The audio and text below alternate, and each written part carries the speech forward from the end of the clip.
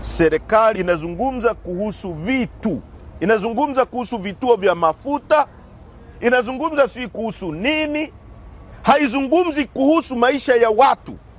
Hebu tufumbe macho sisi wote tulioko hapa, tufikirie kwamba Dar es Salaam hii tumeamka hakuna mtu yoyote. Hizo barabara zina maana gani? Kama hakuna watu hapa, hizo barabara mtajengea miti itembea hapa? Kama hakuna watu hapa, hivyo vituo vya mafuta vina maana gani? Kama hakuna watu, hivyo vituo vya polisi wataenda nzi humo? Kama hakuna watu, chochote unachoita duniani hapa kipo kwa ajili ya watu, sio watu kwa ajili ya hicho kitu.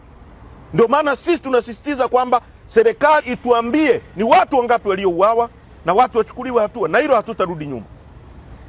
Katika hilo hatutarudi nyuma, tutapush popote kuhakikisha hilo jambo hatua zinachukuliwa. Hasa katika maisha, kwa wale ambao tumesoma hata vita kuu ya pili ya dunia, kulikuwa na long term causes za ile vita na kulikuwa na short term causes. Assassination of Archduke, watu wakakasirika wakaingia barabarani. Kwa siku zote watu wanakuwa na maumivu ya muda mrefu. Sasa kuna kitu kina spark, kinaleta matatizo. Kwa wananchi wa Tanzania wamekuwa na malalamiko dhidi ya uonevu. Watu wanachukuliwa, wanawekwa kwenye vituo vya polisi siku 20, siku 30. Mimi nimekaa kituo cha polisi, mimi kiongozi wa chama kikuu cha upinzani, siku 21 wana disregard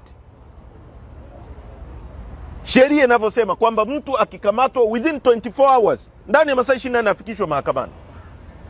Siku 21 mahabusu ya polisi, narara kwenye simenti siku 21 kinyume cha sheria.